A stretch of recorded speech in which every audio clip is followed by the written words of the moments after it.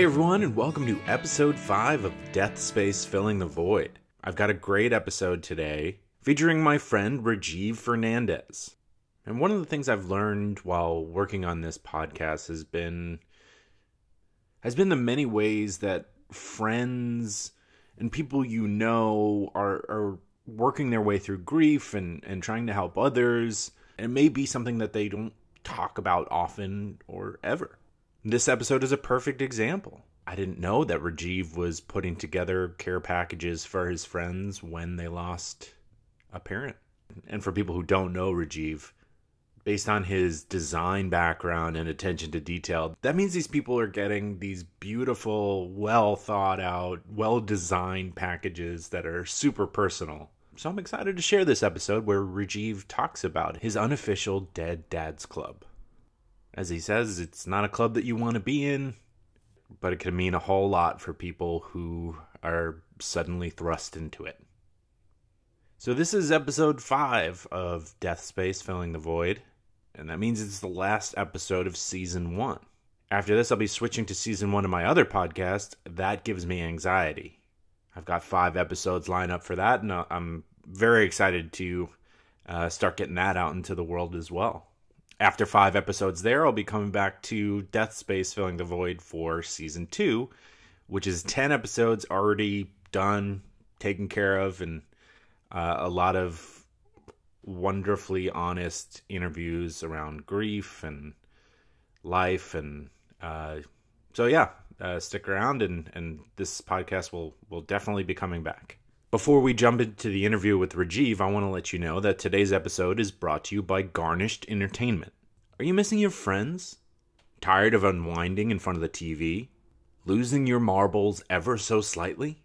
Shake up your night with a Garnished virtual cocktail event. Garnished Entertainment is a New York City-based mixology event company with the mission of bringing communities together through creative and entertaining virtual cocktail classes. Whether you're catching up with old friends, team building with colleagues, or looking for the perfect date night, Garnished would love to be your host. Let's garnish. Today's episode is also sponsored by My Software Tutor. Do you fear the spreadsheet? Phobia begone. My Software Tutor offers 3 levels of real-time Zoom-based courses with a live instructor. They all deliver practical, functional business skills in a friendly, supportive environment. These courses will increase your marketability, whether you're an employee, job seeker, consultant, or contractor. Register at mysoftwaretutor.com and use promo code POD20 to save 20% off all registrations. Alright, as always, please look for Death Space Filling the Void on Twitter, Instagram, Facebook, and YouTube. And if you're enjoying the show, please remember to rate and review it. Thank you so much for listening and supporting Season 1 of Death Space Filling the Void. And I hope you'll check out Season 1 of That Gives Me Anxiety. Alright, thank you so much, and enjoy. Now joining me on the podcast is Rajiv Fernandez, a friend of mine I know through improv, who's an illustrator, also goes by the moniker Little Icon, also used to be an architect. Still am, but trying to spread more positivity in the world through illustration right now. Right, a lot of your work has been featured pretty prominently on like the streets of New York City, which is amazing. Yeah, no, it's exciting. It's good to be able to connect with people in a medium that I can put out there really fast. Like I just had this image go viral over 4th of July, and it was just a simple American flag, but it was just spelled out with Breonna Taylor's name. And, just be able to connect with a ton of people through such like a simple message, it made me feel good. It made me feel like what I was doing was worth it. Right. Well, congratulations. That's awesome. Thank you. Well, the other project that you kind of have going on, and I didn't even know you were doing this, but would you say you're the founding member of the unofficial Dead Dads Club? That's right. I'm like the dead parent liaison, it seems. It's not a club anyone, aspires to be in, but right. When you get in, it's like a fraternity, like you're taken care of by the other members. Well, it's so nice. How did that get started? Well, first my dad died. No, so like my dad died when I was pretty young, when I was 20. And so it's something that I'd experienced, and I've lived with, one parent for a good portion of almost half my life. And now that a lot of other friends, their parent, their generation is starting to die off, Right. um, they kind of talk, they're like, oh, well, you've been through this experience. Like, what should I expect? And Hmm. the funny thing is like, there's no guidebook to it. And I Yeah. tell them every single time, I'm like, you can't, grief works differently for every single person. But I think one thing that's really important is to have a support system there. And I think Hmm. everyone that goes through an experience like this realizes that, and they're willing to help and contribute, which is nice. I haven't met a single person that's like, nah, I'm good. Like, I don't want to help out. Yeah. I'm lucky to have both of my parents. It's just such a hard experience that you feel like you can pass along something, anything, like different tips to someone who just lost a parent. I remember. Okay, there are a few things I remember when my dad died. When people told me. Um, Hmm.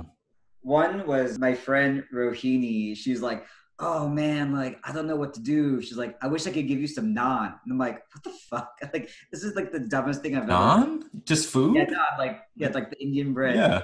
And I was like, what the hell is wrong with her?" But the thing is, that's the only thing I remember, and therefore it's also the most comforting thing.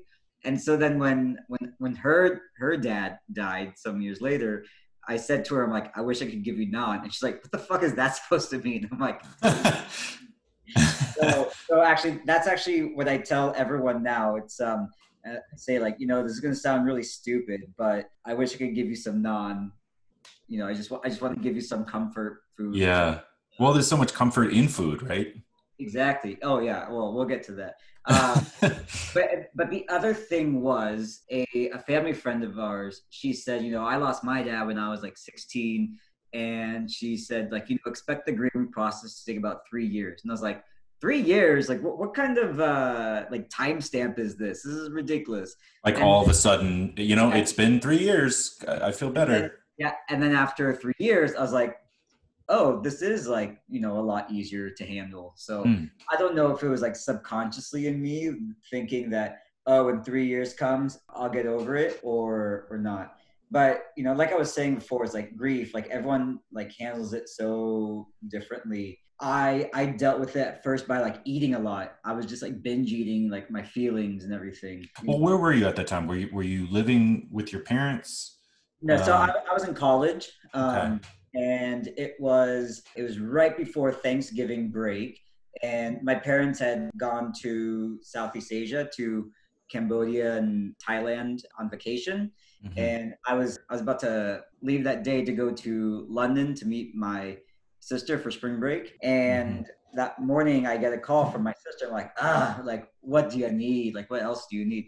And she's like, Pa had like a massive stroke and it doesn't look good. So Oh no. that was like one of those things where we all just dropped everything and we flew out to Thailand to basically, spend his last 2 weeks comatose with him and, bring his body back home. Oh So wow. I'm so sorry. That must have been so difficult and feeling helpless and yeah, while you're in the air. yeah. I remember like having my sunglasses on and like crying, and then like when the air hostess like walked by, she's like, "Can I get you anything?" I was like, "No, thank you." A ginger ale, actually, but Just crying. Oh my gosh. no, no, it's like it's a whole array of emotions, when something like suddenly happens like that, and Well, what uh, are some of those emotions? Is it just like shock? Is it I would yeah, like you're definitely in shock, like you don't know like what to say. Like I remember talking to my mother and I'm like, wow, she seems like pretty calm and everything. And it seemed like people that weren't the immediate family were having such a more difficult time than us. And I think, we're just trying to like absorb this thing that like just hit us like a pile of bricks. Mhm. And especially when there was no sign of illness, leading up to this death. Right. And I remember as soon as my brother got there, like a day before my sister and I reached, and I just remember like as soon as like we all saw each other, then like the emotion hit and like the situation sunk in. Mm. But I will say, with it just being our family in Thailand in this foreign land, it kind of allowed us to take in that moment together rather than having like the distractions of friends and family coming by and trying to help out. So it allowed us to really have a private moment with each other, Mm. which is in retrospect something that I was like thankful for. Just like a breath. Yeah, it's like it's like we didn't have to deal with like a long lost friend who like wanted to come say something, or it was just very private. It was just us. So that was nice. And one thing that my father always taught me growing up was never feel bad for yourself because someone always has it worse. And Very true words. Yeah. yeah, and at that time, I just kept thinking, God, like, how could this happen to us? Blah blah blah. And the doctor, he told us, he's like, you'd be surprised about like how common this is. Like this does happen frequently. And I think that gave us a little bit of solace too, knowing that this wasn't a very unique situation to us. Other people have gone through this, and so there is a way out, or there is hope at the end of the road. What do you mean? Like, if this is happening so often and people walking around day to day seem to be fine, that gives you like the inspiration that like Right. you'll get back to that. Yeah. I've never thought of it that way. That's It, interesting. it's basically like how they're putting people of color into leading roles on TV, seeing representation. It's Mhm. like, oh, okay, like my experience is being seen right now. It was kind of the same type of situation. It's like, oh, other people have been through this. Okay, I can get through this.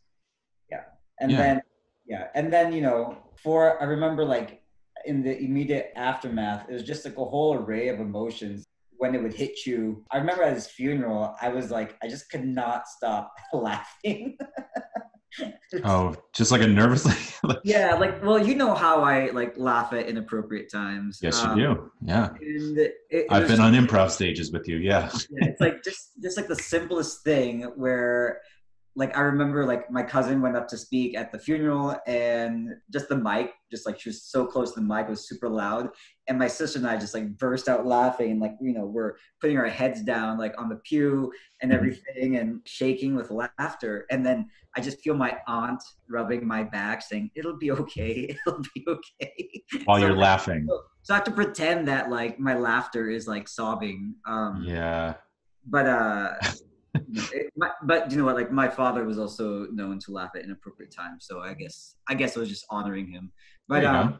but yeah, so like I was in the pew like laughing hysterically, and then like within like 5 minutes, then my mother was like sobbing, and my brother was just stoic, and it's so strange how people deal with it, and Yeah, um, grief hits, as you said, grief hits people in different ways. yeah, you can't predict it. But then I remember like 2 months later, I was just lying in my dorm room, and then just this wave of emotion came across me, and I was like, I never cry, and like what, like why am I like so uncontrollably sad right now? Things like that would happen, and that's what I've told a lot of friends now. It's like you don't know when it's going to hit you, but when it does, it'll take you by surprise, and it's unpredictable. But as long as you have people that are there to support you, you'll be good. And like, how can people best support someone in a time of grief, in your opinion? I think just first, like acknowledging what happened to the person, acknowledging the loss that happened. I remember I became very resentful to a lot of friends just because they didn't reach out, they didn't call Send or a text or message anything? me. Yeah, and I felt extremely resentful. And then like another friend would say like, "Oh, they just didn't know what to say," and I'm like, but like I felt so hurt, like they didn't care. And so I think it's always a good idea just to, even if you don't know what to say, just say, I'm sorry, I don't know what to say, but like I'm thinking of you. Totally. And Even the wildly overused at this point thoughts and prayers. yeah, At exactly. least there's a knock on the door instead of nothing. That's true. Well, actually, I remember when everyone would say like, "Oh, you're in my prayers." I'm like, "You don't pray." I know you. I saw you on Saturday night. You definitely did not go to church. Right. I think just reaching out to someone, it makes them feel like that they can contact you. Even when people say like, "Oh, if you need anything, like let me know." I mean, they're not going to go out of their way to be like, "Hey, I need something." But Right. even just knowing that someone's willing to be there for you is really comforting. Yeah, Um, so one absolutely. thing that I've been doing as of late is, so bereaved people love gift baskets. All right. Of So course. I remember these friends of ours back home, they sent us this gift basket and it had all these great wines and cheeses and sausages and stuff. And like we went crazy over it. Like, oh, this is like hitting the spot. This is so good. And then they sent one again the next year. And we're like, oh, this is fantastic. And then the third year, we're just like waiting at the door. We're like, where's the gift basket? Like, I come need on. sausages. Let's go. Yeah. Cheese. And so we're like, well, I guess they don't care about us anymore. Uh-huh. But so with that gift basket idea, I started mobilizing my friends when a parent dies, and I jokingly call it bereavementbasket.com. But what it Because is it's not a real, no, it's right, for everyone listening, it's not like a real website. This is I thought Rajiv for his friends group. my entrepreneurial spirit thought about looking into it and making it something, Mhm. but it's like nobody wants to like register for comfort items that they'll want when someone dies. So Good point. But what if it was just baskets, like pre-made ideas that you could? exactly. Well, the other thing is usually these baskets have a lot of alcohol in them, so there's some like legality issues of being able to sell that many. Gotcha. Yeah. Don't Um, want to be setting somebody down a bad path potentially as well. yeah, or just like high schoolers buying it for Friday night. There's that too. But basically, what it is I send out the last few times I've done it, I just send out an email to our mutual friend group and I say, hey, bereaved people love gift baskets. Let's put one together for our friend, just so that they know that we're thinking of them. And like we all just chip in like 20, $30 or something, and that gives us a couple $100 to play with. Go get some nice foods like from Italy, for example, for New York. Ooh. Get them a nice like bottle of whiskey or wine. Another thing I like to include is some gifts from the MoMA store. A lot of us are designers, so they have a lot of fun things that we like. I especially like giving puzzles. It's a really nice way to kind of take your mind off things and put something together. This Um, sounds like incredibly well curated. yeah, it's like the pieces of your life have fallen apart. You can put it right back Oh together. my God. I knew there was a pun or some sort of metaphorical joke in here somewhere. No, but then we put it into a bag, and with me being a hustler that I am, I'll customize the bag with a little icon drawing of some sort.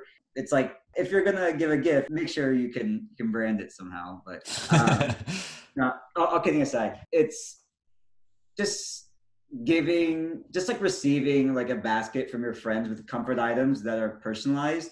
I feel really it's just you feel a sense of gratitude to someone Yeah. for thinking of you. And because I remember that is like when my dad died, we would get tons of food came to us. Being from the Midwest, it was everything from like a casserole to rack of lamb and everything. And then even like I remember someone sent like a plant, and I was like, do you know what? Like this plant is so much better than flowers that will die within a week. Yeah. It allows you to kind of take care of it, and you kind of remember that person who gave you that plant because that's going to be around for a while. So Yeah, plans seem like a good idea too, because I find in moments of grief with myself is that like you take like a little success and a little mental lift and yeah, you can build upon that. I always think about it like a stepping stone or stairs to feeling better, and caring for a plant and having it doing well, I think is a very small step that can lead to bigger steps. Yeah, I mean, like I feel like people thrive when the things that they nurture and care for thrive. So Very it true. might be a plant or a puzzle coming together or a meal that they cooked from these ingredients. I think these are just like very small ways saying like, sure, some you we lost like you lost something that was very close to you, but we can still keep living. We can still keep things living and going. The gift basket idea, it's another way to just also kind of communally say like your group of friends are here for you. People also feel comfortable taking someone out, like for dinner or like doing their own thing personally with them.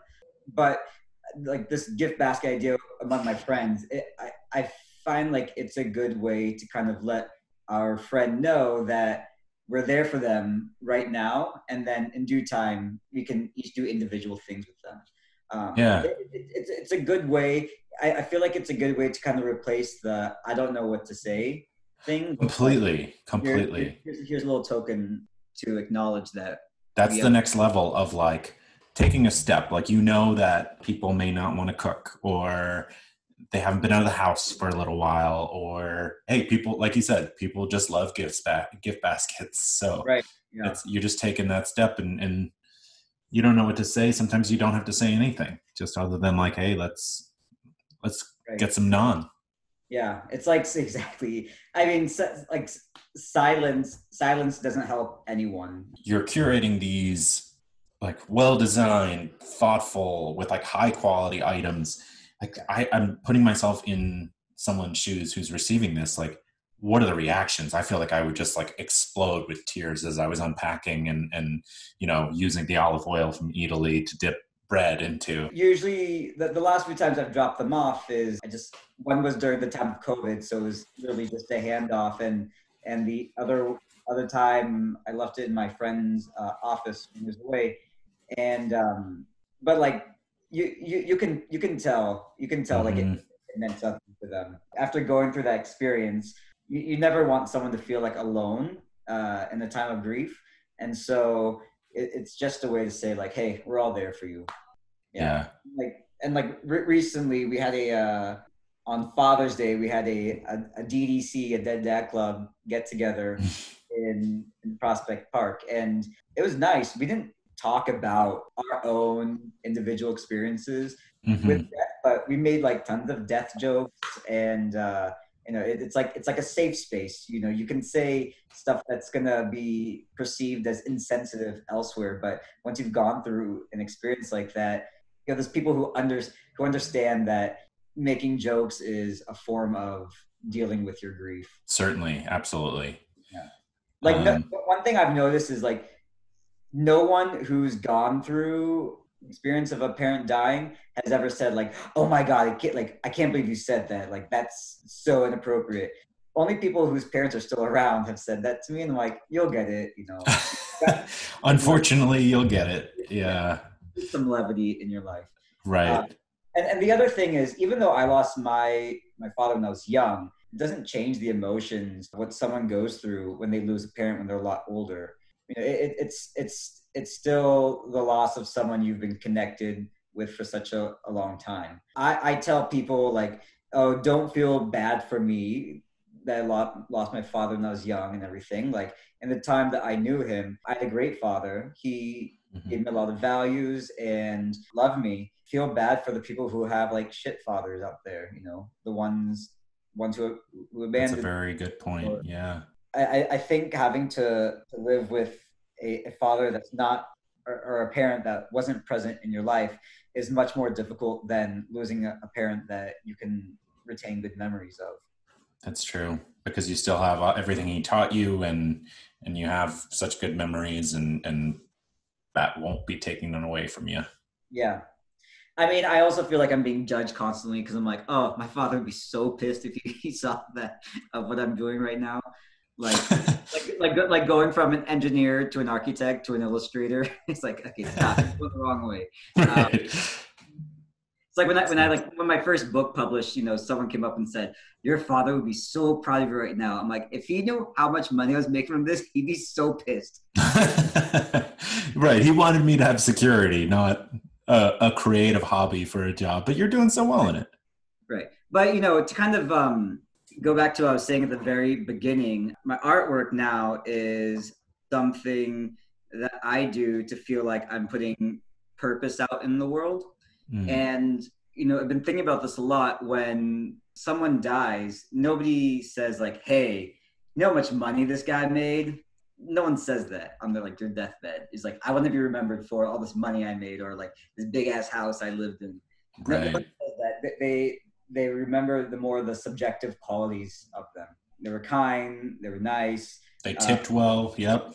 exactly. They looked out for other people. So it made me realize that, having a job that pays well, but I have little satisfaction from is not worth it. And so when you go through these moments where you lose life, it makes you want to embrace the life that you have currently and make sure it's worth it by the time you get to the end. It's a Like that beautiful one, thought. yeah, Yeah. like that one politician said, like, "Hey, the older generation is going to have to sacrifice themselves for the economy." Yeah. And I'm okay with that. Yeah, so like I went around telling people like, "Oh, I remember on my grandmother's deathbed, she said, grandson, I wish the economy was better your last breath."